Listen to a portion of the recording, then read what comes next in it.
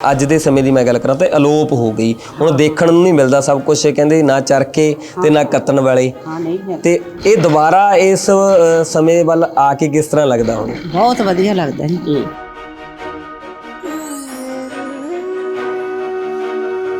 Demand साडी Canada तो भी आती है, साडी ब्रिटिश तो भी आती है, यूरोप तो भी आती है डिमांड। कहते एम्बैसी तक भी तुहाडा कपड़ा? हाँ जी, ब्रिटिश एम्बैसी दे विच भी साडा कपड़ा गया है। ਉਹਦੇ ਵਿੱਚ ਉਹਨਾਂ ਨੇ ਸਟਾਲ ਬਣਾ ਕੇ ਦਿੱਤੇ हैं ਸਾਡੇ ਕੱਪੜੇ ਦੇ ਉੱਤੇ ਫੁਲਕਾਰੀ ਕਰੀ। ਮੇਰੀਆਂ ਤਾਂ ਨੋਹਾਂ ਵੀ ਸ਼ਹਿਰ ਦੀਆਂ ਜੀ ਖੱਡੀ ਵੀ ਬੁਣਦੀਆਂ ਮੇਰੇ ਨਾਲ, ਸੂਸਾਤ ਨਾਲ ਜੜਾਉਂਦੀਆਂ, ਮੰਜਿਆਂ ਦਾ ਨਾਲ ਬਣਵਾਉਂਦੀਆਂ, ਸਾਰਾ ਨਾਲ ਕਰਾਉਂਦੀਆਂ। ਮੇਰਾ 6 ਸਾਲ ਦਾ ਪੁੱਤ ਉਹ ਵੀ ਨਾਲ ਕਰਾਉਂਦਾ। ਸਾਡਾ ਇਹ ਜਿਹੜਾ ਵੈਪਨ ਹੈ ਇਹ ਪੀਸ ਵੈਪਨ ਹੈ, ਖੱਡੀ ਦਾ ਕੰਮ ਹੈ, ਕਲਾ ਦਾ ਕੰਮ ਹੈ। ਕਿਉਂਕਿ ਅਗਰ ਇਹ ਸਾਡਾ ਪ੍ਰਫੁੱਲਿਤ ਹੋਏਗਾ ਤਾਂ ਜਿਹੜਾ ਇਮੋਸ਼ਨਲ ਸਾਨੂੰ ਸੈਟੀਸਫੈਕਸ਼ਨ ਮਿਲੇਗਾ। ਤੁਸੀਂ ਕਿਸ ਉਮਰ ਦੇ ਵਿੱਚ ਇੱਧਰ ਲੱਗ ਗਏ ਸੀ? ਇਹ ਬੁਣਨਾ ਕਦੋਂ ਸਿੱਖਿਆ? ਮੈਂ ਤਾਂ 10 ਸਾਲ ਦੀ ਸੀ ਜਦੋਂ ਲੱਗੀ। ਜਿਵੇਂ ਮਰਜ਼ੀ ਬਣਵਾ ਲਓ ਦਰੀਆਂ ਉਹ ਜਿਹੀਆਂ। ਮੈਂ ਤਾਂ ਕਰੋਸ਼ੀਏ ਦੀਆਂ ਚਾਦਰਾਂ ਵੀ, ਬੈੱਡ ਦੀ ਚਾਦਰ ਕਰੋਸ਼ੀਏ ਤੇ ਬਣਾਈ ਵੀ ਹੈ ਮੇਰੀ, ਤੇ ਆ ਸਵਾਟਰਾਂ ਕੋਟੀਆਂ ਜੋ ਜਿਹੜਾ ਕੰਮ ਹੈ ਸਾਰਾ ਹੀ ਸਿੱਖੀ ਮੈਂ। ਅੱਛਾ। ਹਾਂ। ਉਦੋਂ ਕਿੰਨਾ ਕੁ ਦੁੱਖ ਹੁੰਦਾ ਜਦੋਂ ਦੇਖਿਆ ਵੀ ਕਹਿੰਦੇ ਵੀ ਲੋਹੜੀ 'ਚ ਚੱਕ ਕੇ ਚਰਖਾ ਪਿਆ ਤਾਂ ਬਾਲ ਦਿਓ ਭਾਈ, ਨਹੀਂ ਚੁੱਲ੍ਹੇ 'ਚ ਪਾ ਦਿਓ ਭਾਈ? ਹੁੰਦਾ ਦੁੱਖ ਨਹੀਂ। ਉਹ ਅੱਗੇ ਤਾਂ ਅਗਲਾ ਆਏ ਵੀ ਕਹਿ ਦਿੰਦਾ ਸੀ ਚਰਖਾ ਮੰਗਿਆ ਨਾ ਕਿਸੇ ਨੂੰ ਦਿਓ। ਤੇ ਮੇਰੇ ਲਈ ਇਹ ਕੰਮ ਸਿਰਫ ਪ੍ਰੋਡਕਸ਼ਨ, ਮਾਰਕੀਟਿੰਗ ਔਰ ਲਾਈਵਲੀਹੁੱਡ ਨਹੀਂ ਹੈ, ਇਹ ਆਪਣੀ ਜ਼ਿੰਦਗੀ ਨੂੰ ਸਮਝਣ ਦਾ ਵੀ ਇੱਕ ਮਾਧਿਅਮ ਹੈ। ਜਿਹੜੀਆਂ ਚੀਜ਼ਾਂ ਤੁਹਾਡੀ ਜ਼ਿੰਦਗੀ ਦੇ ਵਿੱਚ ਪਰਮਾਤਮਾ ਨੇ ਲਿਖੀਆਂ ਹੋਣ ਉਹ ਹੋਣੀਆਂ ਹੀ ਹੁੰਦੀਆਂ। ਤੇ ਮੈਨੂੰ ਲੱਗਿਆ ਕਿ ਪਰਮਾਤਮਾ ਨੇ ਮੇਰੀ ਜ਼ਿੰਦਗੀ ਦੇ ਵਿੱਚ ਇਹ ਖੱਡੀ ਦਾ ਕੰਮ ਲਿਖਿਆ ਹੋਇਆ, ਇਹਨੂੰ ਕਰਨਾ, ਕਰਵਾਉਣਾ, ਹੋਰ ਅੱਗੇ ਵਧਾਉਣਾ ਸ਼ਾਇਦ ਮੇਰੀ ਜ਼ਿੰਦਗੀ ਇਸੇ ਲਈ ਹੈ।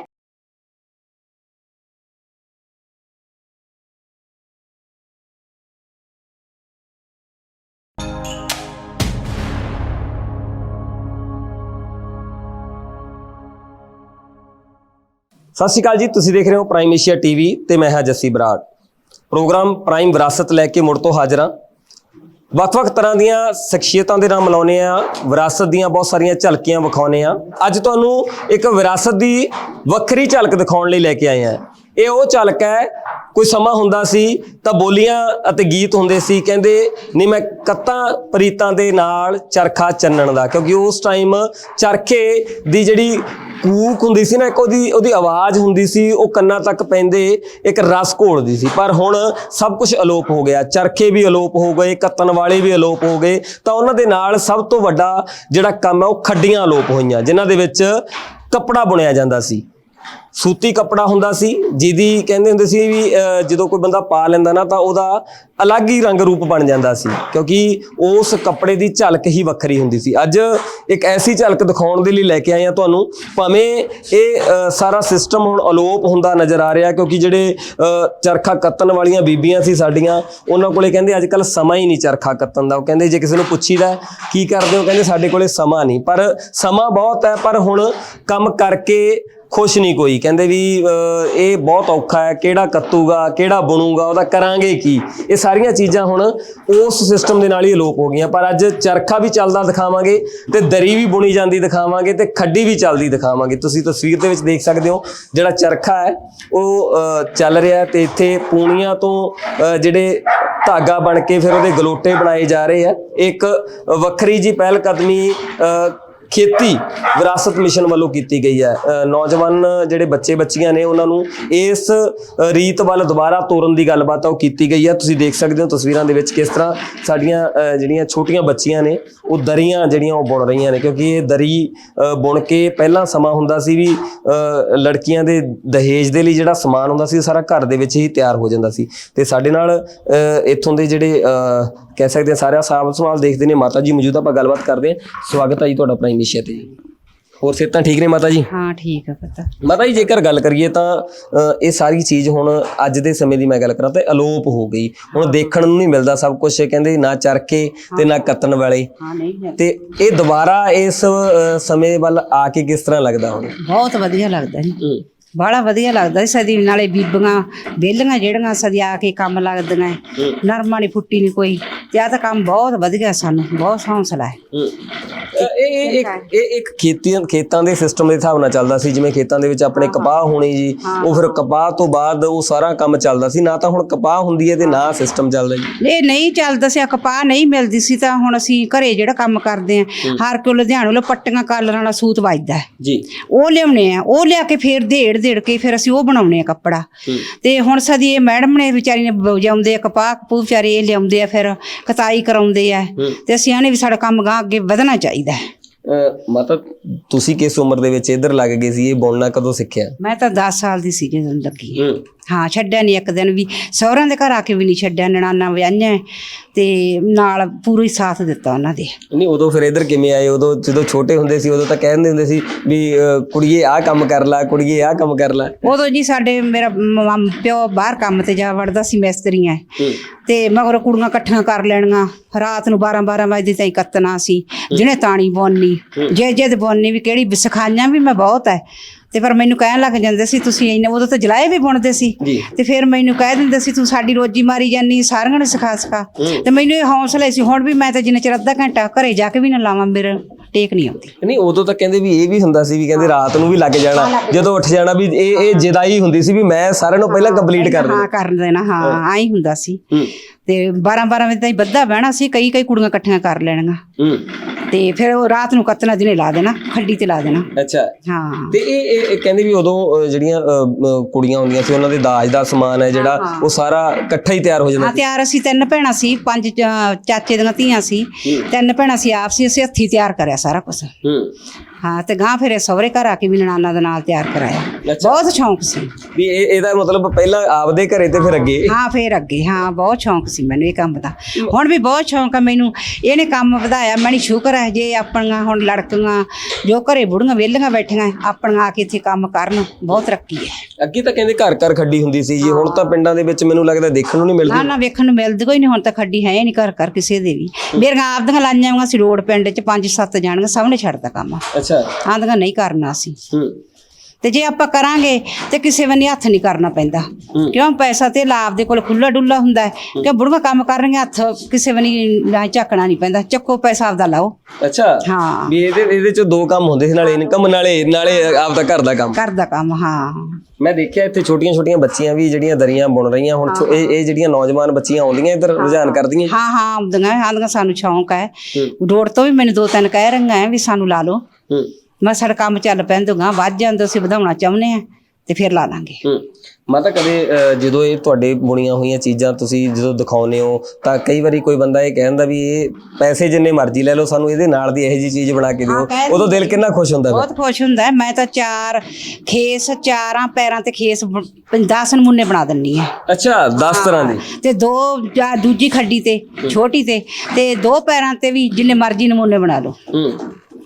ਅੱਛਾ, ਵੀ ਉਹਦੇ ਤੇ ਇੱਕ ਨਾ ਮੈਂ ਇਹ ਦੇਖਿਆ ਵੀ ਜਿਵੇਂ ਜਦੋਂ ਦਰੀ ਬੁਣੀ ਜਾ ਰਹੀ ਹੈ ਉਹਦੇ ਤੇ ਕਹਿੰਦੇ ਵੀ ਕਈ ਵਾਰੀ ਦਿਲ ਦੀ ਕੋਈ ਰੀਝ ਹੁੰਦੀ ਸੀ, ਉਹ ਉੱਤੇ ਹੀ ਬਣਾ ਦੇਣੀ, ਜਿਵੇਂ ਕਹਿੰਦੇ ਵੀ ਮੈਂ ਵੀ ਉਹ ਚੀਜ਼ਾਂ ਆਪਦੇ ਦਿਲ ਦੀਆਂ ਜਿਹੜੀਆਂ ਰੀਝਾਂ ਹੁੰਦੀਆਂ ਦਰੀ ਦੇ ਉੱਤੇ ਬਣ ਜਾਂਦੀਆਂ ਸੀ। ਕਪਾਹ ਦੀ ਛਿਟੀਆਂ ਪੈ ਜਾਂਦੀਆਂ ਸੀ, ਫਿਰ ਪਹਿਲਾਂ ਪੁਰਾਣਾ ਰਿਵਾਜ ਉਹ ਪਾਲੀ ਪਾਣੀ ਖੂਹ ਤੋਂ ਭਰੇ ਹੁੰਦੀ ਸੀ, ਕਿੱਡੀ ਭਾਰੀ ਦਰੀ ਬਣਦੀ ਉਹ, ਜਿਵੇਂ ਮਰਜ਼ੀ ਬਣਵਾ ਲਓ ਦਰੀਆਂ ਉਹ। ਮੈਂ ਤਾਂ ਕਰੋਸ਼ੀਏ ਦੀਆਂ ਚਾਦਰਾਂ ਵੀ, ਬੈੱਡ ਦੀ ਚਾਦਰ ਕਰੋਸ਼ੀਏ ਤੇ ਬਣਾਈ ਵੀ ਹੈ ਮੇਰੀ, ਤੇ ਆ ਸਵਾਟਰਾਂ ਕੋਟੀਆਂ ਜੋ ਜਿਹੜਾ ਕੰਮ ਸਾਰਾ ਹੀ ਸਿੱਖੀ ਹੈ। ਅੱਛਾ, ਹਾਂ, ਮੈਂ ਦੇਖਿਆ ਕਹਿੰਦੇ ਪਹਿਲਾਂ ਦਰੀਆਂ ਦੇ ਉੱਪਰ ਕਹਿੰਦੇ ਵੀ ਆ ਮੋਰ ਘੁੱਗੀਆਂ ਤਾਂ ਆਮ ਗੱਲ ਹੀ ਹੁੰਦੀ, ਸਾਰਾ ਕੁਝ ਪੈ ਜਾਂਦਾ ਜੀ, ਸਾਰਾ ਕੁਝ ਜਿੰਨਾ ਮਰਜ਼ੀ ਪਾ ਲਓ, ਇਹ ਤਾਂ ਦਰੀ ਤੇ ਆਪਦੇ ਮਾਣ ਹੈ ਬਸ।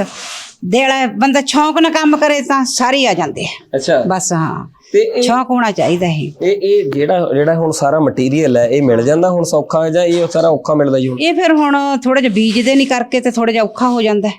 ਹਾਂ, ਜਿਵੇਂ ਹੁਣ ਚਰਖਾ ਚੱਲ ਰਿਹਾ, ਚਰਖੇ ਦੇ ਉੱਪਰ ਜਿਵੇਂ ਮਾਲ ਦੀ ਗੱਲ ਕਰ ਲਾਂ ਜਾਂ ਇਹਦੇ ਤੱਕਲੇ ਦੀ ਗੱਲ ਕਰ ਲਾਂ, ਜਾਂ ਇਹ ਚੀਜ਼ਾਂ ਤੱਕਲਾ ਵਗੈਰਾ ਹੁਣ ਮਿਲ ਜਾਂਦੇ ਆ ਕਿ ਨਹੀਂ ਮਿਲਦੇ ਸਮਾਨ? ਹੁਣ ਮਸਾਂ ਹੀ ਮਿਲਦਾ ਜੀ, ਪੁਰਾਣੀਆਂ ਭਾਲ ਲਿਆਈਦਾ, ਸਿੱਟੇ ਸਪੱਟੇ ਜਵਾਕਾਂ ਦੇ।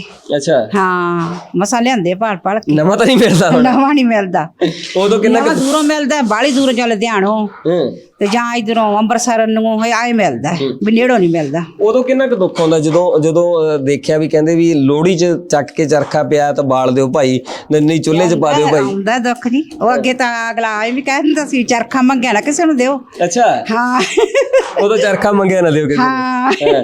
ਤੇ ਹੁਣ ਚੱਕ ਕੇ ਬਾਲਣ ਤਾਂ ਹੀ ਜਾਂਦੇ, ਹੁਣ ਬਾਲਣ ਤਾਂ ਹੀ ਜਾਂਦੇ। ਹਾਂ ਵਿਆਹਾਂ 'ਚ ਕਹਿੰਦੇ ਦਾਜ 'ਚ ਵੀ ਇਹ ਚਰਖੇ ਉਦੋਂ ਦਿੱਤੇ ਜਾਂਦੇ ਸੀ। ਮੈਨੂੰ ਤਾਂ ਦਾਜ 'ਚ ਹੀ ਦਿੱਤਾ ਜੀ, ਸਾਨੂੰ ਤਿੰਨਾਂ ਭੈਣਾਂ ਨੂੰ ਦਾਜ 'ਚ ਹੀ ਦਿੱਤਾ ਸਾਡੇ ਪਿਓ ਨੇ ਚਰਖੇ। ਅੱਡੋ ਅੱਡੀ ਤਿੰਨਾਂ ਭੈਣਾਂ ਨੂੰ 3 ਚਰਖੇ ਦਿੱਤੇ ਆ। ਸਦੀ ਮੇਰੀ ਕੁੜੀ ਹੱਸਣ ਲੱਗ ਜਾਂਦੀ ਹੈ ਜਦੋਂ ਮੀਂਹ ਕਣੀ ਆ ਜਾਂਦੀ ਆ ਤੇ ਪਿਓ ਨੂੰ ਆਖੋਗੇ ਉਹਦਾ ਮੋਟਰਸਾਈਕਲ ਅੰਦਰ ਕਰਦੇ ਡੈਡੀ। ਅੱਛਾ ਤੇ ਤੁਸੀਂ ਕਹਿੰਦੇ ਚਰਖਾ ਅੰਦਰ ਕਰਦੇ? ਹਾਂ ਚਰਖਾ ਅੰਦਰ ਕਰਦੇ, ਫਿਰ ਉਹਦਾ ਉਹ ਹੱਸਣ ਲੱਗ ਜੂਗੀ। ਅੱਛਾ ਸਾਨੂੰ ਤਾਂ ਤਿੰਨਾਂ ਭੈਣਾਂ ਨੂੰ ਦਿੱਤੇ ਆ। ਅੱਛਾ ਵੀ ਉਧਰੋਂ ਇੱਕ ਪਾਸੇ ਮੋਟਰਸਾਈਕਲ ਦਾ ਰੌਲਾ ਤੇ ਇੱਕ ਪਾਸੇ ਚਰਖੇ ਦਾ ਰੌਲਾ। ਉਹ ਛੇੜਨ ਲੱਗ ਜੂ ਡੈਡੀ ਮੋਟਰਸਾਈਕਲ ਅੰਦਰ ਕਰਦੇ ਆ ਉਹਦਾ। ਅੱਛਾ ਤੇ ਇਹ ਚੀਜ਼ਾਂ ਕਿਤੇ ਨਾ ਕਿਤੇ ਹੁਣ ਅਲੋਪ ਹੁੰਦੀਆਂ ਨਜ਼ਰ ਆ ਰਹੀਆਂ, ਪਰ ਉਦੋਂ ਕਿਤੇ ਨਾ ਕਿਤੇ ਮਾਤਾ ਪਿਆਰ ਵੀ ਵੱਧ ਹੁੰਦਾ ਸੀ ਕਿਉਂਕਿ 10-10 20 ਬੀਬੀਆਂ ਇਕੱਠੀਆਂ ਹੋ ਕੇ ਗੱਲਾਂ ਕਰਦੀਆਂ ਆਪਸ 'ਚ। ਰੋਗ ਨਹੀਂ ਲੱਗਦੇ ਸੀ ਬੀਬੀਆਂ ਇਕੱਠੀਆਂ ਹੋ ਕੇ, ਕਿਉਂ ਹੱਸਣਾ ਖੇਡਣਾ ਕਿੰਨਾ ਕੁਛ ਕਰਨਾ। ਤੇ ਹੁਣ ਬਾਹਰ ਲਾ ਲਏ ਅੰਦਰ ਬਹਿ ਗਏ ਤੇ ਰੋਗ ਹੀ ਬਣਨੇ ਆ।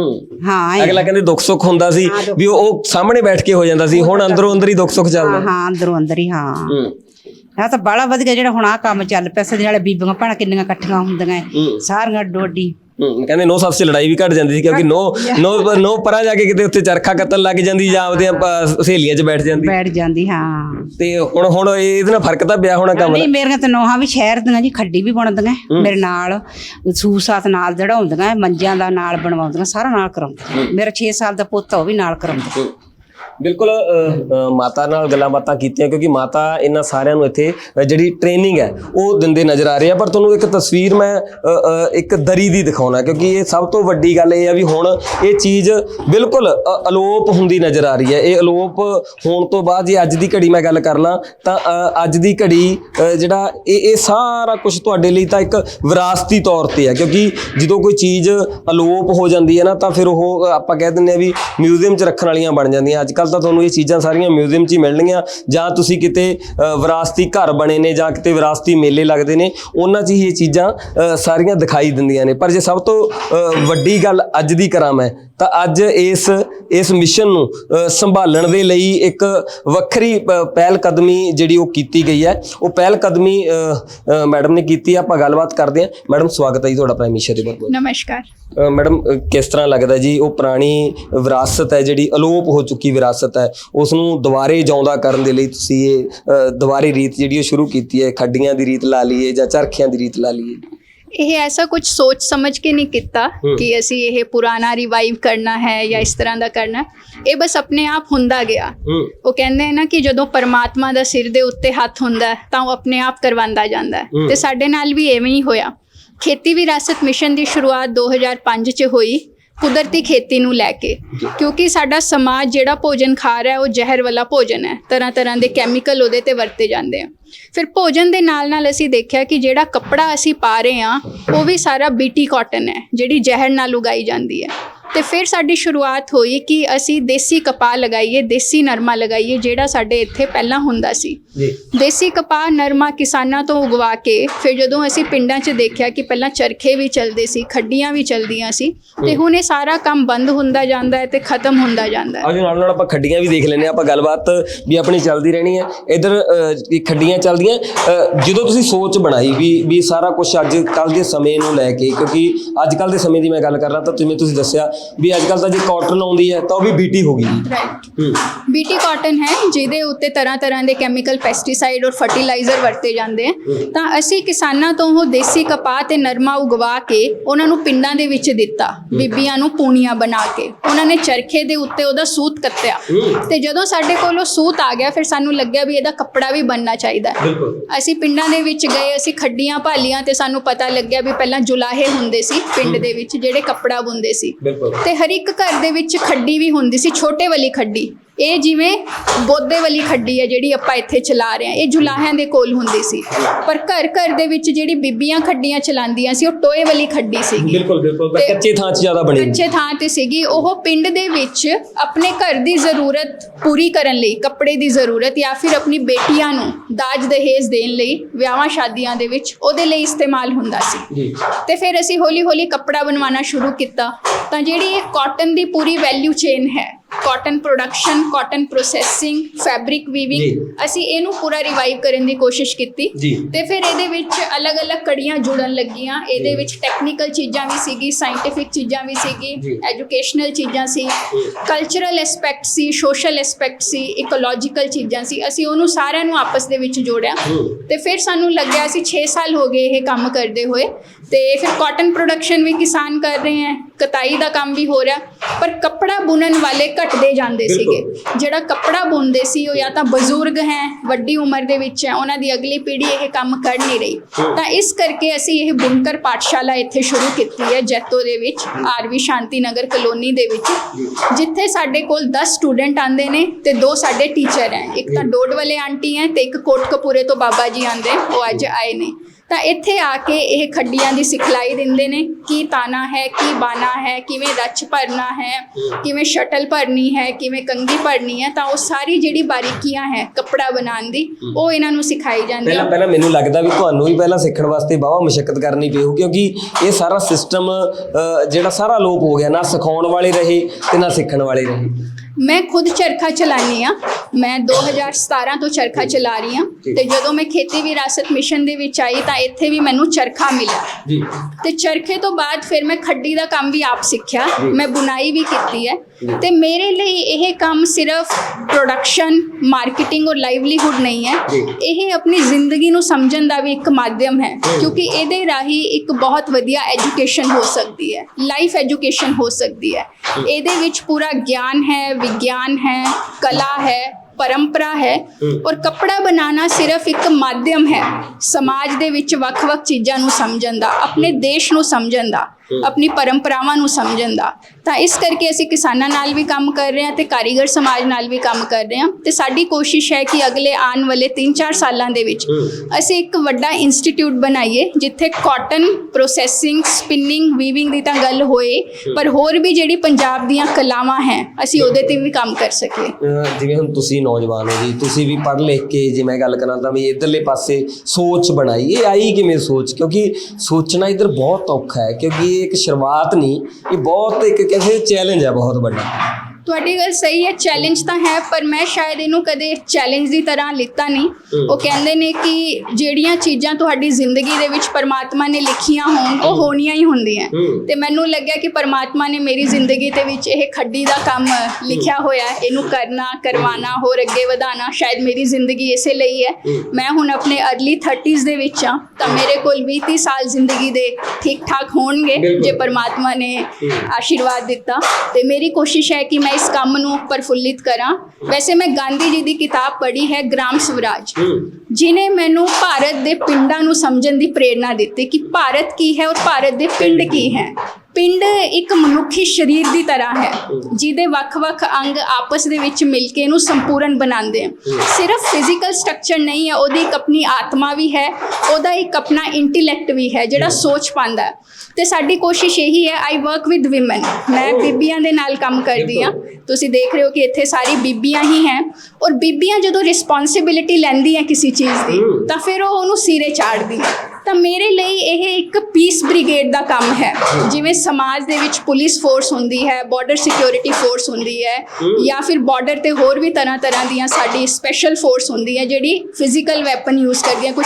ਸਾਡਾ ਇਹ ਜਿਹੜਾ ਵੈਪਨ ਹੈ ਇਹ ਪੀਸ ਵੈਪਨ ਹੈ, ਖੱਡੀ ਦਾ ਕੰਮ ਹੈ, ਕਲਾ ਦਾ ਕੰਮ ਹੈ। ਕਿਉਂਕਿ ਅਗਰ ਇਹ ਸਾਡਾ ਪ੍ਰਫੁੱਲਿਤ ਹੋਏਗਾ ਤਾਂ ਜਿਹੜਾ ਇਮੋਸ਼ਨਲ ਸਾਨੂੰ ਸੈਟਿਸਫੈਕਸ਼ਨ ਮਿਲੇਗਾ, ਜਿਹੜਾ ਮੈਂਟਲ ਸੈਟਿਸਫੈਕਸ਼ਨ ਮਿਲੇਗਾ, ਤਾਂ ਉਹ ਜਿਹੜਾ ਸਮਾਜ ਦੇ ਵਿੱਚ ਡਿਪਰੈਸ਼ਨ ਹੈ, ਸਟ੍ਰੈਸ ਹੈ, ਉਹਨੂੰ ਦੂਰ ਕਰੇਗਾ। ਤਾਂ ਇਸ ਲਈ ਅਸੀਂ ਇੱਕ piece brigade through women empowerment, economic empowerment, health empowerment, ਉਹਦੇ ਥਰੂ ਇਹ ਕੰਮ ਕਰਨ ਦੀ ਕੋਸ਼ਿਸ਼ ਕਰ ਰਹੇ ਹਾਂ। ਇਹ ਮੈਂ ਦੇਖਿਆ ਜਿਵੇਂ ਤੁਸੀਂ ਖੱਡੀਆਂ ਲਿਆਂਦੀਆਂ ਜੀ, ਇਹ ਤਾਂ ਲੱਭਣੀਆਂ ਬਹੁਤ ਔਖੀਆਂ ਹੋਈਆਂ, ਕਿਉਂਕਿ ਇਸ ਸਮੇਂ ਦੀ ਮੈਂ ਗੱਲ ਕਰਾਂ ਤਾਂ ਅਲੋਪ ਹੀ ਹੋ ਚੁੱਕੀਆਂ।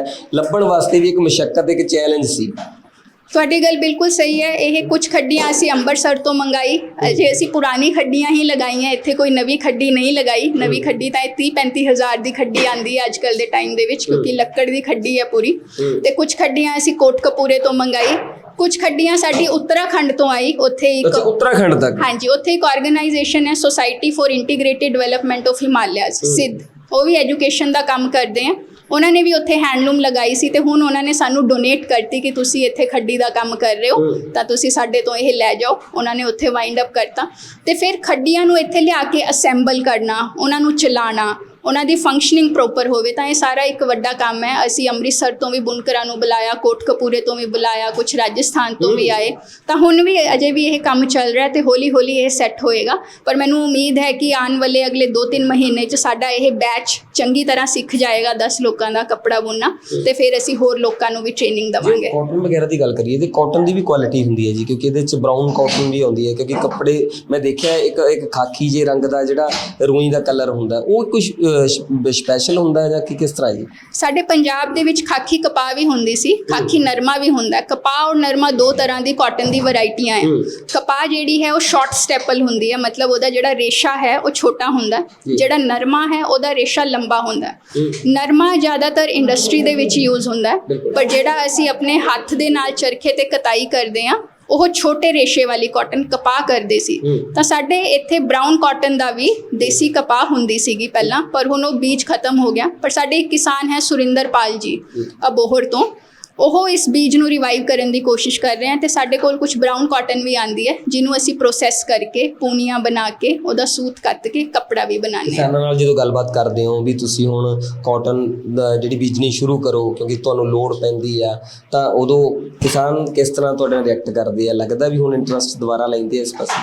ਕਿਸਾਨ ਤਾਂ ਝੋਨੇ ਵਾਲੇ ਸਾਈਕਲ ਤੋਂ ਬਾਹਰ ਆਉਣਾ ਚਾਹੁੰਦੇ ਨੇ। ਹਰ ਕੋਈ ਝੋਨੇ ਤੋਂ ਪਰੇਸ਼ਾਨ ਹੈ। ਇੱਕ ਤਾਂ ਝੋਨਾ ਪਾਣੀ ਬਹੁਤ ਲੈਂਦਾ, ਦੂਜਾ ਹਰ ਸਾਲ ਪਰਾਲੀ ਨੂੰ ਅੱਗ ਲੱਗਦੀ ਹੈ, ਉਹਦੇ ਨਾਲ ਵਾਤਾਵਰਨ ਵੀ ਪ੍ਰਦੂਸ਼ਿਤ ਹੁੰਦਾ ਹੈ, ਬਿਮਾਰੀਆਂ ਵੀ ਲੱਗਦੀਆਂ, ਜੀਵ ਜੰਤੂ ਵੀ ਮਰਦੇ ਹੈ, ਹੋਰ ਵੀ ਬਹੁਤ ਸਾਰੇ ਨੁਕਸਾਨ ਹੈ। ਕਿਸਾਨ ਕਾਟਨ ਲਗਾਉਣਾ ਚਾਹੁੰਦੇ ਹੈ, ਕਿਸਾਨਾਂ ਨੂੰ ਅਸ਼ੋਰਡ ਮਾਰਕੀਟ ਚਾਹੀਦੀ ਹੈ। ਤਾਂ ਸਾਡੇ ਕੋਲੇ 15 ਕਿਸਾਨ ਹੈ ਜਿਨ੍ਹਾਂ ਨੂੰ ਅਸੀਂ ਅਸ਼ੋਰਡ ਮਾਰਕੀਟ ਦਿੰਦੇ ਹਾਂ। ਅੱਛਾ, ਫਿਰ 15 ਕਿਸਾਨਾਂ ਨੂੰ ਤੁਸੀਂ ਮਾਰਕੀਟਿੰਗ ਦੀ ਅਸ਼ੋਰਡ ਦੇਤਾ? ਹਾਂਜੀ, 15 ਕਿਸਾਨਾਂ ਤੋਂ ਅਸੀਂ ਇਹ ਕਾਟਨ ਕਲੈਕਟ ਕਰਦੇ ਹਾਂ ਤੇ ਉਹਨਾਂ ਨੂੰ ਅਸ਼ੋਰਡ ਮਾਰਕੀਟ ਦਿੰਦੇ ਹਾਂ ਤੇ ਸਾਡੀ ਕੋਸ਼ਿਸ਼ ਹੁੰਦੀ ਹੈ ਕਿ ਜਿਹੜਾ ਨਾਰਮਲ ਮਾਰਕੀਟ ਦਾ ਪ੍ਰਾਈਸ ਹੈ ਉਹਦੇ ਤੋਂ ਉਹਨਾਂ ਨੂੰ ਵੱਧ ਦਈਏ। ਉਹਦਾ ਕੋਈ ਕ੍ਰਾਈਟੇਰੀਆ ਵੀ ਬਣਾਇਆ ਵੀ ਤੁਸੀਂ ਕਿਸ ਤਰ੍ਹਾਂ ਇਹਦੇ ਉੱਪਰ ਕੋਈ ਰੇ ਸਪਰੇ ਕਿਸ ਤਰ੍ਹਾਂ ਦੀ ਕਰਨੀ ਹੈ ਜਾਂ ਕੋਈ ਸਿਸਟਮ ਬਣਾਇਆ ਜਾਂਦਾ ਹੈ? ਹਾਂਜੀ, ਉਹ ਸਾਡਾ ਪੂਰਾ ਡਿਟੇਲਡ ਇੱਕ ਪਰਫਾਰਮਾ ਹੈ, ਇੱਕ ਪ੍ਰੋਟੋਕੋਲ ਹੈ ਜਿਹੜਾ ਕਿਸਾਨਾਂ ਨੂੰ ਫੋਲੋ ਕਰਨਾ ਹੁੰਦਾ ਹੈ। ਸਾਡੀ ਟੀਮ ਦੇ ਵਿੱਚੋਂ ਇੱਥੇ ਫੀਲਡ ਵਿਜ਼ਿਟਸ ਵੀ ਹੁੰਦੀਆਂ ਕਿਸਾਨਾਂ ਦੇ ਖੇਤ ਦੇ ਵਿੱਚ ਕਿ ਕੋਈ ਸਮੱਸਿਆ ਤਾਂ ਨਹੀਂ ਆ ਰਹੀ। ਅਸੀਂ ਕਿਸਾਨਾਂ ਨੂੰ ਇੱਥੇ ਆਫਿਸ 'ਚ ਬੁਲਾ ਕੇ ਮੀਟਿੰਗ ਵੀ ਕਰਦੇ ਹਾਂ ਤੇ ਟਾਈਮ ਤੇ ਸਾਡੀ ਆਨਲਾਈਨ ਮੀਟਿੰਗਸ ਵੀ ਹੁੰਦੀਆਂ। ਅਸੀਂ ਬਾਹਰੋਂ ਵੀ ਕੁਝ ਐਕਸਪਰਟਸ ਨੂੰ ਬੁਲਾਉਂਦੇ ਹਾਂ ਜਿਹੜੇ ਪੈਸਟ ਲਿਟਰੇਸੀ ਤੇ ਕੰਮ ਕਰਦੇ ਆ, ਕੀਟ ਸਾਖਰਤਾ, ਕੀਟਾਂ ਦੀ ਪਹਿਚਾਣ, ਕਿਉਂਕਿ ਕਾਟਨ ਦੇ ਉੱਤੇ ਕੀਟ ਬਹੁਤ ਆਉਂਦੇ ਨੇ, ਕੀਟਾਂ ਦਾ ਕੰਟਰੋਲ ਬਹੁਤ ਜ਼ਰੂਰੀ ਹੈ। ਤਾਂ ਬਾਇਓਲੋਜੀਕਲ ਤਰੀਕੇ ਨਾਲ ਉਹਨੂੰ ਕਿਵੇਂ ਹੈਂਡਲ ਕਰਨਾ ਹੈ, ਉਹ ਸਾਰੀ ਟ੍ਰੇਨਿੰਗ, ਵਰਕਸ਼ਾਪ, ਐਜੂਕੇਸ਼ਨ ਉਹ ਵੀ ਟਾਈਮ ਟੂ ਟਾਈਮ ਕਿਸਾਨਾਂ ਨੂੰ ਪ੍ਰੋਵਾਈਡ ਕੀਤੀ। ਕਿਤੇ ਨਾ ਕਿਤੇ ਜਿਵੇਂ ਤੁਸੀਂ ਕਿਹਾ ਵੀ ਅਸੀਂ ਕਿਸਾਨਾਂ ਨੂੰ ਆਪਦੇ ਨਾਲ ਜੋੜਨ ਦੀ ਵੀ, ਜੇਕਰ ਇਸ ਤਰ੍ਹਾਂ ਨਾਲ ਇਹ ਸਿਸਟਮ ਚੱਲੇ ਤਾਂ ਆਉਣ ਵਾਲੇ ਸਮੇਂ ਦੇ ਵਿੱਚ ਇੱਕ ਪਾਸੇ ਤਾਂ ਜਿਹੜੀਆਂ ਪਿੰਡਾਂ ਦੀਆਂ ਬੀਬੀਆਂ ਉਹਨਾਂ ਨੂੰ ਇੱਕ ਰੋਜ਼ਗਾਰ ਮਿਲੇਗਾ, ਦੂਸਰੇ ਪਾਸੇ ਜਿਹੜਾ ਕਿਸਾਨਾਂ ਦੀ ਝੋਨੇ ਵਾਲੀ ਸਮੱਸਿਆ ਹੈ ਉਹ ਵੀ ਹੱਲ ਹੋਣ ਲੱਗੀ। ਕਾਟਨ ਇੱਕ ਐਸਾ ਸੈਕਟਰ ਹੈ ਜਿਹੜਾ ਪੂਰੇ ਸਾਲ ਆਪਣੇ ਪਿੰਡਾਂ ਦੇ ਵਿੱਚ ਰੋਜ਼ਗਾਰ ਪੈਦਾ ਕਰ ਸਕਦਾ ਹੈ। ਕਿਸਾਨ 6 ਮਹੀਨੇ ਕਾਟਨ ਦੀ ਫਸਲ ਲਗਾਉਣਗੇ, ਉਹਨੂੰ ਪਿਕ ਕਰਨਗੇ, ਉਹਦੀ ਪ੍ਰੋਸੈਸਿੰਗ ਹੋਏਗੀ, ਉਹਦਾ ਸੂਤ ਬਣੇਗਾ, ਪੂਰਾ ਸਾਲ ਇਹ ਕੱਪੜਾ ਬਣਨ ਦੀ ਪ੍ਰਕਿਰਿਆ ਚੱਲਦੀ ਰਹਿ ਸਕਦੀ ਹੈ। ਤਾਂ ਇਹ ਇੱਕ ਹੋਲਿਸਟਿਕ ਸਿਸਟਮ ਹੈ ਜਿਹਦੇ ਵਿੱਚ ਇਕੋਲੋਜੀਕਲ ਸਸਟੇਨੇਬਿਲਿਟੀ ਵੀ ਹੈ, ਕਿਉਂਕਿ ਅਗਰ ਅਸੀਂ ਆਰਗੈਨਿਕ ਕਾਟਨ ਲਗਾਵਾਂਗੇ ਕੋਈ ਰੇ ਸਪਰੇ ਨਹੀਂ ਹੋਏਗੀ। ਜਿਹੜਾ ਕਾਟਨ ਦਾ ਛਟੀਆਂ ਹੈ, ਜਿਹੜਾ ਕ੍ਰੌਪ ਰੈਜ਼ੀਡਿਊ ਹੈ, ਉਹ ਵੀ ਬਾਲਣ ਦੇ ਕੰਮ ਆਏਗਾ। ਜਿਹੜੇ ਕਾਟਨ ਦੇ ਵੜੇਵੇਂ ਹੈ ਉਹ ਵੀ ਪਸ਼ੂਆਂ ਦੇ ਲਈ ਵਰਤੇ ਜਾਣਗੇ। ਤਾਂ cotton is a win win situation. ਉਹਦੇ ਜਿਹੜੇ ਬੀਜ ਹੈ ਪਸ਼ੂਆਂ ਦੇ ਕੰਮ ਆ ਗਏ ਜਾਂ ਤੇਲ ਕੱਢਣ ਦੇ ਕੰਮ ਆ ਗਏ, ਜਿਹੜਾ ਉਹਦਾ ਫਾਈਬਰ ਹੈ, ਲਿੰਟ ਹੈ, ਉਹ ਕੱਪੜੇ ਦੇ ਵਿੱਚ ਚਲਾ ਗਿਆ। ਔਰ ਕੱਪੜੇ ਦੀ ਜ਼ਰੂਰਤ ਸਮਾਜ ਦੇ ਵਿੱਚ ਹਰ ਕਿਸੇ ਨੂੰ ਹੈ, ਉਹ ਚਾਹੇ ਕੋਈ ਛੋਟਾ ਬੱਚਾ ਹੋਵੇ, ਚਾਹੇ ਕੋਈ ਵੱਡਾ ਬਜ਼ੁਰਗ ਹੋਵੇ। ਜਨਮ ਮਰਨ ਵੀ ਸਾਡਾ ਕੱਪੜੇ ਦੇ ਨਾਲ ਹੀ। ਨਾਲੇ ਕਹਿ ਦਿੰਦੇ ਆ ਨਾ, ਕਹਿੰਦੇ ਵੀ ਹੁਣ ਫੈਸ਼ਨ ਦਾ ਜ਼ਮਾਨਾ ਆ ਗਿਆ, ਲੋਕ ਇੱਧਰ ਰੁਝਾਨ ਘਟਾ ਗਏ। ਲੱਗਦਾ ਵੀ ਰੁਝਾਨ ਘਟਿਆ ਤੁਹਾਨੂੰ ਦੇਖ ਕੇ, ਕਿਉਂਕਿ ਤੁਸੀਂ ਕਹਿ ਰਹੇ ਹੋ ਵੀ ਸਾਡੇ ਕੋਲੇ ਪ੍ਰੋਡਕਸ਼ਨ ਘੱਟ ਹੈ ਪਰ ਕਿਤੇ ਨਾ ਕਿਤੇ ਲੋਕ ਲੈਣ ਵਾਲੇ ਬਹੁਤ ਜ਼ਿਆਦਾ ਆ ਰਹੇ ਆ। देखो, फैशन एक टेम्परेरी चीज़ है, फैशन बदलता रहता है। फैशन ऐसा नहीं है कि हमेशा रहेगा, आज कुछ और फैशन है, कल कुछ और होएगा। पर ਜਿਹੜਾ ਇਹ ਖੱਡੀਆਂ ਦਾ ਕੰਮ ਹੈ, ਸਾਡੇ ਦੇਸ਼ ਦੇ ਵਿੱਚ ਕਿਸਾਨੀ ਹੈ, ਕਾਰੀਗਰੀ ਹੈ, ਪੂਰੇ ਭਾਰਤ ਦੇ ਵਿੱਚ, ਮੈਂ ਖਾਲੀ ਪੰਜਾਬ ਦੀ ਗੱਲ ਨਹੀਂ ਕਰੂੰਗੀ, ਉਹ ਸਨਾਤਨ ਹੈ। सनातन मतलब हमेशा रहने वाली। ਉਹ ਘੱਟ ਵੱਧ ਹੋ ਸਕਦੀ ਹੈ, ਉਹਦੇ ਤੇ ਕੁਝ ਅਟੈਕ ਹੋ ਸਕਦੇ ਨੇ ਜਿਹਦੇ ਕਾਰਨ ਉਹ ਉੱਪਰ ਨੀਚੇ ਹੋਏਗੀ, ਪਰ ਉਹ ਹਮੇਸ਼ਾ ਬਣੀ ਰਹੇਗੀ। ਸਾਡੇ ਦੇਸ਼ ਦੇ ਵਿੱਚ ਖੇਤੀ ਕਿਸਾਨੀ ਕਦੇ ਖਤਮ ਨਹੀਂ ਹੋ ਸਕਦੀ। ਸਾਡੀ ਜਿਹੜੀ ਅਲੱਗ-ਅਲੱਗ ਕਾਰੀਗਰੀਆਂ ਹੈ ਉਹ ਵੀ ਕਿਤੇ ਨਾ ਕਿਤੇ ਰਹਿਣਗੀਆਂ, ਉਹਨਾਂ ਦੇ ਅੰਸ਼ ਵੀ ਰਹਿਣਗੇ, ਤੇ ਸਾਡੀ ਇਹ ਕੋਸ਼ਿਸ਼ ਹੈ ਕਿ ਉਹਨੂੰ ਉੱਪਰ ਚੱਕਿਆ ਜਾਵੇ, ਉਹਨੂੰ ਪੂਰਾ ਵਿਗਿਆਨਿਕ ਤਰੀਕੇ ਨਾਲ, ਤਕਨੀਕੀ ਤਰੀਕੇ ਨਾਲ ਉਹਦਾ ਜਿਹੜਾ ਪੱਧਰ ਹੈ ਉੱਚਾ ਲਿਆਂਦਾ ਜਾਵੇ। ਤੇ ਇਹਦੇ ਵਿੱਚ ਅਸੀਂ ਜਿਹੜੇ ਐਜੂਕੇਸ਼ਨਲ ਟੈਕਸਟਾਈਲ ਇੰਸਟੀਟਿਊਟਸ ਹੈ ਉਹਨਾਂ ਦੀ ਵੀ ਮਦਦ ਲੈਂਦੇ ਹਾਂ, ਜਿਹੜੀ ਇੰਡਸਟਰੀ ਹੈ ਟੈਕਸਟਾਈਲ ਦੇ ਰਿਲੇਟਿਡ ਉਹਨਾਂ ਦੀ ਵੀ ਮਦਦ ਲੈਂਦੇ ਹਾਂ, ਤੇ ਜਿਹੜੇ ਦੇਸ਼ ਭਰ ਦੇ ਵਿੱਚ ਅਲੱਗ-ਅਲੱਗ ਆਰਗੇਨਾਈਜੇਸ਼ਨਸ ਹੈ ਜਾਂ ਕੁਝ ਇੰਡੀਵਿਜੂਅਲ ਲੈਵਲ ਤੇ ਇਸ ਤਰ੍ਹਾਂ ਦੇ ਐਫਰਟ ਹੋ ਰਹੇ ਹੈ, KVIC ਹੈ, ਉਹਨਾਂ ਦੇ ਵੀ ਅਸੀਂ ਸੰਪਰਕ ਦੇ ਵਿੱਚ ਰਹਿੰਦੇ ਹਾਂ ਤਾਂ ਕਿ ਸਾਨੂੰ ਸਿੱਖਣ ਨੂੰ ਮਿਲਦਾ ਰਹੇ ਤੇ ਅਸੀਂ ਰੈਗੂਲਰ ਇਹਦੀ ਇੰਪਰੂਵਮੈਂਟ ਕਰਦੇ ਰਹੀਏ। ਜਾਂਦਾ ਕੱਪੜੇ ਦੀ ਮੈਂ ਸੇਲ ਦੀ ਗੱਲ ਕਰਨਾ ਤਾਂ ਸੇਲ ਕਰਨ ਦਾ ਕੋਈ ਪ੍ਰੋਸੈਸ ਕਿਸ ਤਰ੍ਹਾਂ ਬਣਾਇਆ ਹੈਗਾ, ਇਹ ਜਾਂਦਾ ਕਿੱਥੋਂ ਤੱਕ ਹੈ ਕੱਪੜਾ? ਵੈਸੇ ਤਾਂ ਸਾਡਾ ਜ਼ਿਆਦਾਤਰ ਕੱਪੜਾ ਜੈਤੋ ਤੋਂ ਹੀ ਵਿਕ ਜਾਂਦਾ ਹੈ, ਲੋਕ ਇੱਥੋਂ ਤੋਂ ਹੀ ਆ ਕੇ ਲੈ ਜਾਂਦੇ ਹੈ ਜਿੰਨੀ ਕੁ ਸਾਡੀ ਪ੍ਰੋਡਕਸ਼ਨ ਹੈ, ਪਰ ਵੈਸੇ ਡਿਮਾਂਡ ਸਾਡੀ ਕੈਨੇਡਾ ਤੋਂ ਵੀ ਆਂਦੀ ਹੈ, ਸਾਡੀ ਬ੍ਰਿਟਿਸ਼ ਤੋਂ ਵੀ ਆਂਦੀ ਹੈ, ਯੂਰਪ ਤੋਂ ਵੀ ਆਂਦੀ ਹੈ ਡਿਮਾਂਡ। ਕਹਿੰਦੇ ਐਮਬੈਸੀ ਤੱਕ ਵੀ ਤੁਹਾਡਾ ਕੱਪੜਾ? ਹਾਂਜੀ, ਬ੍ਰਿਟਿਸ਼ ਐਮਬੈਸੀ ਦੇ ਵਿੱਚ ਵੀ ਸਾਡਾ ਕੱਪੜਾ ਗਿਆ ਹੈ, ਉਹਦੇ ਵਿੱਚ ਉਹਨਾਂ ਨੇ ਸਟਾਲ ਬਣਾ ਕੇ ਦਿੱਤੇ ਹੈ ਸਾਡੇ ਕੱਪੜੇ ਦੇ ਉੱਤੇ ਫੁਲਕਾਰੀ ਕਰਕੇ। ਅੱਛਾ, ਵੀ ਉਹ ਸਪੈਸ਼ਲੀ ਤੌਰ ਤੇ ਵੀ ਇਹ ਇੱਕ ਕਲਚਰ ਦਿਖਾਉਣ ਦਾ। ਹਾਂਜੀ, ਔਰ ਪੰਜਾਬ ਦਾ ਜਿਹੜਾ ਵੀਵਿੰਗ ਟ੍ਰੈਡੀਸ਼ਨ ਹੈ ਉਹ ਬਹੁਤ ਰਿਚ ਹੈ। ਪੰਜਾਬ ਦੇ ਵਿੱਚ 4 ਪੈਡਲ, 8 ਪੈਡਲ, 12 ਪੈਡਲ ਤੱਕ ਦੀ ਵੀਵਿੰਗ ਹੁੰਦੀ ਰਹੀ ਹੈ। ਅੱਛਾ ਜੀ। ਅਜੇ ਅਸੀਂ ਤਾਂ ਜਿਹੜਾ ਸਿਖਾ ਰਹੇ ਹਾਂ ਇਹ ਸਿਰਫ 2 ਪੈਰਾਂ ਵਾਲੀ ਵੀਵਿੰਗ ਸਿਖਾ ਰਹੇ ਹਾਂ, ਪਰ ਇੱਥੇ ਬਹੁਤ ਰਿਚ ਵੀਵਿੰਗ ਹੁੰਦੀ ਰਹੀ ਹੈ। ਪੰਜਾਬ ਦੇ ਵਿੱਚ ਜਦੋਂ ਵੀ ਕਲਚਰਲ ਹੈਰੀਟੇਜ ਦੀ ਗੱਲ ਹੁੰਦੀ ਹੈ ਤਾਂ ਜ਼ਿਆਦਾਤਰ ਲੋਕ ਫੁਲਕਾਰੀ ਨੂੰ ਹੀ ਪਹਿਲਾਂ ਗਿਣਦੇ ਹੈ, ਪਰ ਫੁਲਕਾਰੀ ਤੋਂ ਇਲਾਵਾ ਜਿਹੜਾ ਬੁਣਕਰੀ ਦਾ ਜਿਹੜਾ ਇਹ ਕੱਪੜਾ ਬਣਾਉਣ ਦਾ ਟ੍ਰੈਡੀਸ਼ਨ ਹੈ ਇਹ ਬਹੁਤ ਹੀ ਐਨਰਿਚਡ ਹੈ। ਮੈਂ ਲਿਖਿਆ ਤੁਹਾਡੇ ਕੋਲ ਇੱਕ ਪਰਸ ਹੈ ਬਹੁਤ ਸੋਹਣਾ, ਸ਼ਾਇਦ ਮੇਰੇ ਖਿਆਲ ਨਾਲ ਇਹ ਵੀ ਇੱਕ ਕਾਟਨ ਦਾ ਹੀ ਬਣਿਆ ਲੱਗਦਾ। ਹਾਂਜੀ, ਇਹ ਵੀ ਸਾਡਾ ਆਪਣਾ ਹੀ ਬਣਿਆ ਹੋਇਆ, ਸਾਡੀ ਆਪਣੀ ਹੀ ਪ੍ਰੋਡਕਸ਼ਨ ਹੈ, ਆਪਣਾ ਹੀ ਕੱਪੜਾ ਬਣਿਆ ਹੋਇਆ। ਹਾਂਜੀ, ਇਹ ਬਿਲਕੁਲ ਐਂਟੀਕ ਜਿਹਾ ਲੱਗਦਾ, ਤੁਹਾਨੂੰ ਪੁੱਛਦੇ ਵੀ ਹੋਣੇ ਜਦੋਂ ਤੁਸੀਂ ਇਹ ਲੈ ਕੇ ਕਿਤੇ ਬਾਹਰ ਜਾਂਦੇ ਹੋ। ਹਾਂਜੀ, ਤੇ ਹੁਣ ਅਸੀਂ ਜਿਹੜੇ ਵੀ ਕੱਪੜੇ ਬਣਾਉਂਦੇ ਆ, ਮੈਂ ਤਾਂ ਪਰਸਨਲੀ ਤਾਂ ਉਹ ਅਸੀਂ ਆਪਣੇ ਕੱਪੜੇ ਦੇ ਹੀ ਬਣਾਉਂਦੇ ਆ, ਜਿਹੜੇ ਪਹਿਲਾਂ ਕਿਤੇ ਬਾਹਰ ਦੇ ਬਣੇ ਹੋਏ ਸੀ ਉਹ ਹੈਗੇ ਆ, ਪਰ ਹੁਣ ਜਿਹੜਾ ਵੀ ਨਵਾਂ ਕੱਪੜਾ ਬਣਦਾ ਹੁਣ ਉਹ ਸਾਡੇ ਕੱਪੜੇ ਦਾ ਹੀ ਹੁੰਦਾ। ਇਹਦੇ ਬਾਰੇ ਥੋੜੀ ਜਾਣਕਾਰੀ ਵੀ ਦਿਓਗੇ, ਖੱਡੀ ਬਾਰੇ ਵੀ ਕਿਵੇਂ ਪ੍ਰੋਸੈਸ ਹੁੰਦਾ ਜਾਂ ਕੀ ਕੁਛ ਹੈ ਜੀ? ਇਹ ਖੱਡੀ ਦੇ ਅਲੱਗ-ਅਲੱਗ ਪਾਰਟਸ ਹੁੰਦੇ ਆ ਜੀ। ਖੱਡੀ ਦੇ ਵਿੱਚ ਰਚ ਹੁੰਦਾ, ਇਹ ਤੁਹਾਨੂੰ ਸੈਂਕੜਾਂ ਤਾਰਾਂ ਇੱਥੇ ਦਿਖਣਗੀਆਂ ਜਿਹਦੇ ਵਿੱਚ ਇੱਕ ਧਾਗਾ ਪਿਰੋਇਆ ਜਾਂਦਾ ਹੈ। ਇਹ ਜਿਵੇਂ 2 ਪੈਰੀ ਖੱਡੀ ਹੈ ਤਾਂ ਇਹਦੇ ਵਿੱਚ 2 ਫਰੇਮ ਹੈ, ਮਤਲਬ ਇਹਦੇ ਰਚ ਦੇ 2 ਪਾਰਟ ਹੈ। ਜੇ ਅਸੀਂ ਇਹ 4 ਪੈਰੀ ਖੱਡੀ ਕਰਾਂਗੇ ਤਾਂ ਇਹ 4 ਹੋ ਜਾਣਗੇ, ਮਤਲਬ ਜਿਹੜੇ ਉਹਦੇ ਟੋਟਲ ਧਾਗੇ ਹੈ ਉਹ 4 ਭਾਗਾਂ 'ਚ ਡਿਵਾਈਡ ਹੋਣਗੇ। ਇਹ ਇਹਦਾ ਤਾਣਾ ਹੈ, ਇਹ ਵੱਡੀ ਤਾਣਾ ਮਸ਼ੀਨ ਤੇ ਥੰਨਿਆ ਜਾਂਦਾ ਹੈ, ਇਹ ਰੋਲ ਕੀਤਾ ਹੋਇਆ ਇੱਥੇ, ਤੇ ਇਹਦੇ ਵਿੱਚੋਂ ਫਿਰ ਇੱਕ ਧਾਗਾ ਇਹ ਤਾਰਾਂ ਦੇ ਵਿੱਚ ਪਿਰੋ ਕੇ ਤੇ 2 ਧਾਗੇ ਇਹਦੇ ਅੱਗੇ ਜਾਂਦੇ ਆ ਕੰਘੀ ਦੇ ਵਿੱਚ। ਇਹ ਜਿਹੜੀ ਤੁਸੀਂ ਕੰਘੀ ਦੇਖ ਰਹੇ ਹੋ, ਇਹ ਕੰਘੀ ਦੇ ਵੀ ਅਲੱਗ-ਅਲੱਗ ਨੰਬਰ ਹੁੰਦੇ ਆ ਜੀ। ਬਿਲਕੁਲ, ਇਹ ਕੰਘੀ ਧਾਗੇ ਦੇ ਹਿਸਾਬ ਨਾਲ ਹੁੰਦੀ ਹੈ। ਜੇ ਧਾਗਾ ਮੋਟਾ ਹੈ ਤਾਂ ਅਸੀਂ ਵਿਰਲੀ ਕੰਘੀ ਲਵਾਂਗੇ, ਜੇ ਧਾਗਾ ਬਰੀਕ ਹੈ ਤਾਂ ਅਸੀਂ ਸੰਘਣੀ ਕੰਘੀ ਲਵਾਂਗੇ, ਕਿਉਂਕਿ ਕੱਪੜੇ ਦਾ ਵੀ ਜਿਹੜਾ ਟੈਕਸਚਰ ਹੈ, ਜਿਹੜਾ ਫੀਲ ਹੈ ਉਹ ਧਾਗੇ ਦੇ ਉੱਤੇ ਵੀ ਡਿਪੈਂਡ ਕਰਦਾ ਤੇ ਕੰਘੀ ਦੇ ਉੱਤੇ ਵੀ ਡਿਪੈਂਡ ਕਰਦਾ। ਉਸ ਤੋਂ ਬਾਅਦ ਅਸੀਂ ਸਾਰੇ ਧਾਗੇ ਲੰਘਾ ਕੇ ਅੱਗੇ ਲੈ ਜਾਂਦੇ ਹਾਂ ਤੇ ਫਿਰ ਸਾਡਾ ਜਿਹੜਾ ਬਾਣਾ ਹੈ, ਕਹਿੰਦੇ ਨਾ ਕੱਪੜਾ ਤਾਨੇ ਔਰ ਬਾਣੇ 2 ਤਰ੍ਹਾਂ ਦੇ ਧਾਗੇ, ਤਾਣਾ ਬਾਣਾ ਕਹਿੰਦੇ ਉਲਝ ਗਿਆ ਇਹ ਵੀ ਕਿਤੇ ਤਾਣਾ ਬਾਣਾ। ਤਾਂ ਇਹ ਜਿਹੜਾ ਵਰਟੀਕਲ ਯਾਨ ਹੈ, ਮਤਲਬ ਜਿਹੜਾ ਲੰਬੇ ਲੋਟ ਆਂਦਾ ਹੈ ਉਹਨੂੰ ਅਸੀਂ ਤਾਣਾ ਕਹਿੰਦੇ ਹਾਂ, ਤੇ ਜਿਹੜਾ ਹੌਰੀਜ਼ੌਂਟਲ ਇਹ ਬਾਣਾ ਹੈ। ਅੱਛਾ ਜੀ, ਇਹ ਨਲਕੀ ਹੈ, ਇਹਨੂੰ ਅਸੀਂ ਚਰਖੇ ਤੇ ਵੱਟਦੇ ਆ, ਇਹਨੂੰ ਸ਼ਟਲ ਕਹਿੰਦੇ ਆ, ਇਹਦੇ ਵਿੱਚ ਪਾਈ ਜਾਂਦੀ ਹੈ ਤੇ ਫਿਰ ਇੱਕ ਕਰਕੇ ਇਹ ਧਾਗਾ ਇਹ ਬੋਦੇ ਨਾਲ ਖਿੱਚ ਕੇ ਇੱਧਰ ਉੱਧਰ ਔਰ ਪੈਰਾਂ ਦਾ ਕੋਆਰਡੀਨੇਸ਼ਨ ਬਣਾ ਕੇ ਉਸ ਤਰ੍ਹਾਂ ਇਹ ਕੱਪੜਾ ਬਣਿਆ ਜਾਂਦਾ ਹੈ। ਜਿਵੇਂ ਇਹ 800 ਧਾਗੇ ਹੈ ਮੰਨ ਲਓ ਤਾਨੇ ਦੇ, ਤਾਂ 400 ਧਾਗੇ ਉੱਪਰ ਹੋਣਗੇ, 400 ਧਾਗੇ ਨੀਚੇ ਹੋਣਗੇ, ਉਹਦੇ ਵਿੱਚੋਂ ਸ਼ਟਲ ਪਾਸ ਹੁੰਦੀ ਹੈ, ਤਾਂ ਇੱਕ ਵਾਰੀ ਉਹ ਉੱਪਰ ਇੱਕ ਵਾਰੀ ਉਹ ਨੀਚੇ। ਤਾਂ ਇਹ ਪੂਰੀ ਤਕਨੀਕ ਹੈ, ਪੂਰੀ ਐਜੂਕੇਸ਼ਨ ਹੈ, ਪੂਰਾ ਮੈਥਮੈਟਿਕਸ ਹੈ, ਪੂਰੀ ਸਾਇੰਸ ਹੈ। मतलब इस जे इंसान दे दिमाग च ਉਹ ਪਹਾੜੇ ਕਲੀਅਰ ਨਹੀਂ ਹੈ, ਗਿਣਤੀ ਕਲੀਅਰ ਨਹੀਂ ਹੈ। ਮੈਂ ਦੇਖਿਆ ਤੁਸੀਂ ਕਹਿੰਦੇ 400 ਧਾਗੇ ਨੂੰ ਤਾਂ ਫਿਰ ਵੰਡਣਾ ਵੀ ਬਹੁਤ ਔਖਾ ਹੁੰਦਾ, ਗਿਣਤੀ ਕਰਨੀ ਕੱਲੇ ਧਾਗੇ। ਹਾਂਜੀ ਹਾਂਜੀ, ਔਰ ਅਗਰ ਇੱਕ ਵੀ ਧਾਗਾ ਇੱਥੇ ਗਲਤ ਪੈ ਗਿਆ, ਇੱਕ ਦੀ ਥਾਂ ਤੇ 2 ਪੈ ਗਏ ਜਾਂ ਕੋਈ ਘਰ ਖਾਲੀ ਰਹਿ ਗਿਆ ਤਾਂ ਇੱਥੇ ਕੱਪੜੇ ਦੇ ਵਿੱਚ ਝਿਰਖੀ ਬਣ ਜਾਂਦੀ ਹੈ। ਤਾਂ ਆਪਾਂ ਕਹਿੰਦੇ ਤਾਣਾ ਬਾਣਾ ਉਲਝ ਜਾਣਾ ਹੈ। ਹਾਂਜੀ, ਤਾਂ ਇਹ ਪੂਰਾ ਦਿਮਾਗ ਦਾ ਕੰਮ ਹੈ ਤੇ ਸਾਡੀ ਇੱਕ ਕੋਸ਼ਿਸ਼ ਹੈ ਇਸ ਕੰਮ ਦੇ ਮਾਧਿਅਮ ਰਾਹੀਂ ਕਿ ਇਹ ਸਿਰਫ ਕੱਪੜੇ ਦੇ ਤਾਨੇ ਬਾਣੇ ਦੀ ਗੱਲ ਨਹੀਂ ਹੈ, ਇਹ ਜਿਹੜਾ ਸਾਡਾ ਸਮਾਜਿਕ ਤਾਣਾ ਬਾਣਾ ਹੈ, ਸਮਾਜਿਕ ਕਦਰਾਂ ਕੀਮਤਾਂ ਹੈ, ਅਸੀਂ ਉਹਨੂੰ ਵੀ ਐਡਰੈਸ ਕਰਨਾ ਚਾਹੁੰਦੇ ਹਾਂ। ਤੇ ਅਸੀਂ ਇੰਗਲਿਸ਼ ਦੇ ਵਿੱਚ ਇੱਕ ਸੈਂਟੈਂਸ ਕਹਿੰਦੇ ਹਾਂ, Trinjan is weaving the social fabric with compassionate warp and dedicated weft. Warp ਹੁੰਦਾ ਹੈ ਤਾਣਾ ਔਰ ਵੈਫਟ ਹੁੰਦਾ ਹੈ ਬਾਣਾ। ਤਾਂ ਇਹ ਇੱਕ ਕਰੁਣਾ ਦਾ ਤਾਣਾ ਹੈ ਔਰ ਸਮਰਪਣ ਦਾ ਬਾਣਾ ਹੈ। ਜਿਹੜਾ ਸਾਡੇ ਸਮਾਜ ਦੇ ਵਿੱਚ ਇਹਨਾਂ ਚੀਜ਼ਾਂ ਨੂੰ ਪਹਿਚਾਨਣ ਇਹ ਵੀ ਦੀ ਇੱਕ ਸਮਰਪਣ ਹੀ ਹੈ ਜੀ, ਇੰਨਾ ਟਾਈਮ, ਕਿਉਂਕਿ ਹੁਣ ਤਕਨੀਕੀ ਯੁੱਗ ਆ ਗਿਆ, ਹਰ ਬੰਦਾ ਕਹਿੰਦਾ ਵੀ 5 ਮਿੰਟ 'ਚ ਕੰਮ ਨਿਬੜ ਜਾਏਗਾ, ਪਰ ਇੱਥੇ ਇਹ ਮੀਟਰਾਂ ਦੇ ਹਿਸਾਬ ਨਾਲ ਬਣਨਾ ਹੈ ਤੇ ਬਣਨ ਵਾਸਤੇ ਵੀ ਆਪਣੀ ਇੱਕ ਅਲੱਗ ਮਿਹਨਤ ਲੱਗਣੀ ਹੈ, ਜਿੱਥੇ ਦਿਮਾਗ ਲੱਗਣਾ ਹੈ, ਪਿਆਰ ਲੱਗਣਾ ਹੈ, ਹਰ ਚੀਜ਼ ਲੱਗਣਾ ਹੈ। ਦੇਖੋ ਸਾਡੇ ਲਈ ਬਹੁਤ ਆਸਾਨ ਸੀ ਇੱਥੇ ਦੂਜੀਆਂ ਮਸ਼ੀਨਾਂ ਲੈ ਕੇ ਆਣੀ, ਜਿਹੜੀ ਆਟੋਮੈਟਿਕ ਮਸ਼ੀਨਾਂ ਹੈ ਜਾਂ ਸੈਮੀ ਆਟੋਮੈਟਿਕ ਮਸ਼ੀਨਾਂ, ਮੈਂ ਉਹ ਵੀ ਜਾਣਦੀ ਹਾਂ ਕਿਉਂਕਿ ਮੈਂ ਸਾਰੇ ਇੰਡਸਟਰੀ ਦੇ ਵਿੱਚ ਵੀ ਵਿਜ਼ਿਟ ਕੀਤਾ ਹੈ, ਐਜੂਕੇਸ਼ਨਲ ਇੰਸਟੀਟਿਊਟਸ ਦੇ ਵਿੱਚ ਵੀ ਕੀਤਾ ਹੈ, ਕੰਬੇ ਟੂਰ ਸਾਊਥ ਦੇ ਵਿੱਚ, ਗੁਜਰਾਤ ਦੇ ਵਿੱਚ, ਸਾਰੇ ਕਿਤੇ ਟਰੈਵਲ ਕੀਤਾ ਹੈ, ਪਰ ਅਸੀਂ ਇੱਥੇ ਸਭ ਤੋਂ ਬੇਸਿਕ ਮਸ਼ੀਨਾਂ ਲਗਾਈ ਹੈ, ਸਭ ਤੋਂ ਜਿਹੜੀ ਫੰਡਾਮੈਂਟਲ ਚੀਜ਼ ਹੈ, ਜਿਹਨੂੰ ਆਪਾਂ ਵਿਰਾਸਤ ਕਹਿ ਸਕਦੇ ਹਾਂ, ਜਿਹਨੂੰ ਆਪਾਂ ਵਿਰਾਸਤ ਵੀ ਕਹਿ ਸਕਦੇ ਹਾਂ, ਔਰ ਇੱਕ ਫਾਊਂਡੇਸ਼ਨਲ ਕੰਮ ਹੈ, ਕਿਉਂਕਿ ਅਗਰ ਇੱਕ ਵਾਰੀ ਫਾਊਂਡੇਸ਼ਨ ਆਪਣੀ ਸਟਰੋਂਗ ਹੋ ਗਈ, ਮਤਲਬ ਜਿਹੜੀ ਨੀਂਵ ਹੈ ਉਹ ਪੱਕੀ ਰੱਖੀ ਗਈ, ਫਿਰ ਉਹਦੇ ਤੇ ਇਮਾਰਤ ਆਪਾਂ ਜਿਵੇਂ ਮਰਜ਼ੀ ਦੀ ਬਣਾ ਸਕਦੇ ਹਾਂ। ਜੇ ਪਹਿਲਾਂ ਹੀ ਅਸੀਂ ਉਹ ਫਾਸਟ ਜਾਂ ਮਸ਼ੀਨਾਂ ਦੇ ਵਿੱਚ ਚਲੇ ਗਏ ਤਾਂ ਇਹ ਵਾਪਸ ਆ ਕੇ ਚੀਜ਼ਾਂ ਸਮਝਣੀਆਂ ਔਖੀਆਂ ਹੋ ਜਾਣਗੀਆਂ।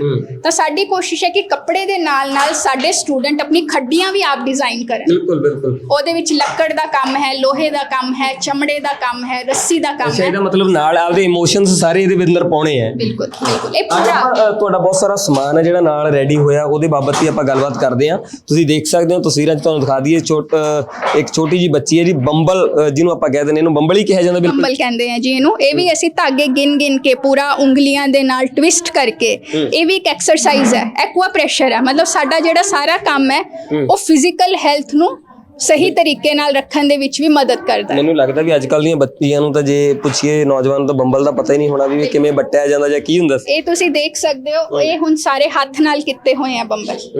ਇਹ 10-10 ਧਾਗੇ ਗਿਣ ਕੇ, ਗੰਢਾਂ ਲਗਾ ਕੇ, ਉਹਨੂੰ ਟਵਿਸਟ ਦੇ ਕੇ, ਫਿਰ ਥੱਲੇ ਵੀ ਇੱਕ ਗੰਢ ਲਾਈ ਹੋਈ ਹੈ ਬਈ ਇਹ ਖੁੱਲੇ ਨਾ। ਤਾਂ ਇਹਦੇ ਵਿੱਚ ਵੀ ਜਿਹੜਾ ਇਨੋਵੇਸ਼ਨ ਦਾ ਕੰਮ ਹੈ, ਇਹਨੂੰ ਇੰਪਰੂਵਮੈਂਟ ਦਾ ਕੰਮ ਹੈ, ਉਹ ਵੀ ਅਸੀਂ ਆਪ ਕਰਦੇ ਹਾਂ। 4 ਪੈਰਾਂ ਤੇ ਬਣਿਆ ਹੋਇਆ, ਇਹਨੂੰ ਹੁਣ ਤੋਲੀਏ ਵਾਲਾ ਡਿਜ਼ਾਈਨ ਕਹਿੰਦੇ ਆ। ਇਹਦੇ ਵਿੱਚ 4 ਪੈਰਾਂ ਵਾਲਾ ਰੱਛ ਲੱਗਿਆ ਹੋਇਆ ਤੇ ਹੁਣ ਹੋਰ ਵੀ ਤਰ੍ਹਾਂ ਦੇ ਇਸ ਤਰ੍ਹਾਂ ਦੇ। ਦੱਸੋਗੇ ਥੋੜਾ ਕੱਪੜੇ ਬਾਰੇ ਵੀ, ਇਹ ਸਾਰਾ ਜਿਹੜਾ ਕੱਪੜਾ ਇਹ ਕੁੜਤੇ ਪਜਾਮਿਆਂ ਲਈ ਜਾਂ ਕਿਸ ਤਰ੍ਹਾਂ ਕਾਹਦੇ ਲਈ ਤਿਆਰ ਹੁੰਦਾ ਹੈ? ਇਹ ਕੁੜਤੇ ਪਜਾਮੇ ਦਾ ਕੱਪੜਾ ਵੀ ਹੈ, ਇਹ ਤੋਲੀਏ ਵੀ ਹੈ, ਇਹ ਸਟਾਲ ਵੀ ਹੈ, ਔਰ ਇਹ ਕੁਝ ਦਰੀਆਂ ਵੀ ਹੈ। ਤਾਂ ਸਾਡੇ ਕੋਲ ਛੋਟੀ ਖੱਡੀਆਂ ਵੀ ਹੈ, ਵੱਡੀ ਖੱਡੀਆਂ ਵੀ ਹੈ। ਤਾਂ ਜਿਸ ਤਰ੍ਹਾਂ ਦੀਆਂ ਖੱਡੀਆਂ ਹੈ ਅਸੀਂ ਉਸ ਹਿਸਾਬ ਦਾ ਪ੍ਰੋਡਕਟ ਇੱਥੇ ਬਣਾ ਲੈਂਦੇ ਹਾਂ। ਜਿਹੜੇ ਆਰਡਰ ਵਗੈਰਾ ਕੋਈ ਬਾਹਰੋਂ ਵੀ ਆਉਂਦੇ, ਆਊਟ ਆਫ ਕੰਟਰੀ ਵੀ ਤੁਹਾਨੂੰ ਤੁਹਾਡੇ ਤੱਕ ਅਪਰੋਚ ਹੁੰਦੀ ਹੈ? ਹਾਂਜੀ, ਜਿਹੜੇ ਬਾਹਰੋਂ ਵੀ ਆਰਡਰ ਆਉਂਦੇ ਹੋ ਜ਼ਿਆਦਾਤਰ ਕੱਪੜੇ ਦੇ ਆਉਂਦੇ ਆ ਸਾਨੂੰ, ਤੇ ਕੱਪੜਾ ਜਿਹੜਾ ਹੈਗਾ ਉਹ ਵੱਡੀ ਖੱਡੀਆਂ ਤੇ ਹੀ ਬਣਦਾ। ਤਾਂ ਇਸੇ ਕਰਕੇ ਸਾਡੀ ਕੋਸ਼ਿਸ਼ ਹੈ ਕਿ ਕੋਈ ਇੱਥੇ 50-60 ਖੱਡੀਆਂ ਅਸੀਂ ਆਉਣ ਵਾਲੇ 1 ਸਾਲ 1.5 ਸਾਲ ਦੇ ਵਿੱਚ ਲਗਾ ਲਈਏ, ਜਿਹਦੇ ਤੋਂ ਸਾਨੂੰ ਚੰਗਾ ਪ੍ਰੋਡਕਸ਼ਨ ਮਿਲੇ ਔਰ ਸਾਡਾ ਇੱਕ ਪ੍ਰੋਡਕਸ਼ਨ ਵਾਇਬਿਲਿਟੀ ਇਸ ਕੰਮ ਦੇ ਵਿੱਚ ਬਣ ਜਾਏ। ਜੀ ਬਿਲਕੁਲ। ਆਪਾਂ ਗੁੜੀਆਂ ਨਾਲ ਵੀ ਗੱਲਬਾਤ ਕਰਕੇ ਦੇਖਦੇ ਹਾਂ। ਤੁਸੀਂ ਦੇਖ ਸਕਦੇ ਹੋ ਬਹੁਤ ਸੋਹਣੇ ਜਿਹੇ ਸਟਾਲ ਵਗੈਰਾ ਬਣਾ ਕੇ ਰੱਖੇ ਆ। ਗੁੜੀਆ, ਇਹ ਸਾਰੇ ਫਿਰ ਸਟਾਲ ਵਗੈਰਾ ਤੁਸੀਂ ਆਪਣੇ ਆਪ ਹੀ ਇੱਥੇ ਤਿਆਰ ਕਰਦੇ ਹੋ ਸਾਰੇ? ਹਾਂਜੀ। ਤੇ ਕਿਸ ਤਰ੍ਹਾਂ ਲੱਗਦਾ ਜਦੋਂ ਇੱਥੇ ਆ ਕੇ, ਕਿਉਂਕਿ ਅੱਜ ਕੱਲ੍ਹ ਤਾਂ ਨੌਜਵਾਨ ਜਿਹੜੀ ਅੱਜ ਕੱਲ੍ਹ ਪੀੜ੍ਹੀ ਆ ਉਹ ਤਾਂ ਆਉਂਦੀ ਨਹੀਂ ਇਸ ਕੰਮ ਦੇ ਵਿੱਚ? ਬਹੁਤ ਵਧੀਆ ਲੱਗਦਾ ਜੀ। ਨਾਲ ਦੀਆਂ ਸਹੇਲੀਆਂ ਕਹਿੰਦੀਆਂ ਫਿਰ ਵੀ ਸਾਨੂੰ ਵੀ ਇਸ ਕੰਮ ਦੇ ਵਿੱਚ ਲੈ ਕੇ ਜਾਓ, ਜਾਂ ਕਿਸ ਤਰ੍ਹਾਂ ਦਾ ਰੁਝਾਨ ਉਹਨਾਂ ਦਾ ਕਿਸ ਤਰ੍ਹਾਂ ਦਾ ਹੈ? ਹਾਂਜੀ, ਵੀ ਜਦੋਂ ਅਸੀਂ ਆਉਣੇ ਆ ਜੀ, ਵੀ ਹੋਰ ਵੀ ਜਿਹੜੇ ਹੁੰਦੀਆਂ ਜਿਵੇਂ ਸਹੇਲੀਆਂ ਹੁੰਦੀਆਂ ਉਹ ਕਹਿ ਦਿੰਦੀਆਂ ਵੀ ਤੁਸੀਂ ਵਧੀਆ ਸਿੱਖਦੇ ਹੋ ਜਾਂ ਸਾਨੂੰ ਵੀ ਲੈ ਕੇ ਜਾਓ, ਵੀ ਅਸੀਂ ਵੀ ਕਹਿੰਦੇ ਵੀ ਅਸੀਂ ਵੀ ਸਿੱਖੀਏ ਜੀ। ਜਦੋਂ ਉਹਨਾਂ ਨੂੰ ਦਿਖਾ ਦਿੰਦੇ ਆ ਵੀ ਐਂ ਕਰਕੇ ਵੀ ਇੱਦਾਂ ਦਾ ਕੱਪੜਾ ਬਣਾਉਣੇ, ਐਂ ਕਰਕੇ ਸਾਰੇ ਕਹਿ ਦਿੰਦੇ ਵੀ ਸਾਨੂੰ ਵੀ ਲੈ ਕੇ ਆਓ।